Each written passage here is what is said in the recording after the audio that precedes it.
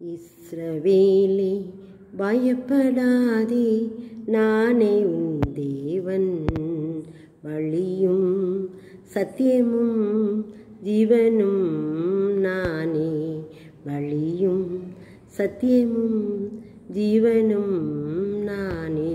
ஏசாயா தீர்க்கதரிசி புத்தகம் 43 அதிகாரம் 5ஆம் வசனத்தில் பயப்படாதே, நான் உன்னோடே இருக்கிறேன் அப்படின்னு சொல்லி ஆண்டவர் சிலர் வாக்குத்தத்தம் கொடுக்கிறாரு. 1ஆம் வசனத்துலேயும் பயப்படாதே, உன்னை மீட்டுக்கொண்டே உன்னை பேசுகிற அனைத்து என்னுடைய சொன்னார்லாம். இப்போது பயப்படாதே, நான் உன்னுடனே இருக்கிறேன் அப்படிங்கிறாரு. உன்னோடே நான் இருக்கிறேன் அப்படின்னு சொல்லி யாராவது நம்ம பார்த்து சொல்ல முடியுமா? எவ்வளவு தான் நம்ம மேலே அன்பு வச்சவங்களானாலும் சரி, நம்முடைய பிள்ளைகளானாலும் சரி, நம்முடைய கணவரானாலும் சரி, நம்முடைய உறவினர்களானாலும் சரி, நான் உன் கூடவே இருக்கிறேன், யாருமே என்ன செய்ய முடியாது, சொல்ல முடியாது. சொன்னாலும் கூட அந்த வார்த்தை பொய்யான வார்த்தை. கர்த்தர் தாமே நம்மோடு இருக்கேன்னு வாக்கு கொடுக்கிறார். அவர் சொன்னபடியே எப்பொழுதும் நம்மோடே இருப்பார். அதை நாம் விசுவாசித்து சுதந்திரித்துக் கொள்வோமா? ஆமென், ஆமென்.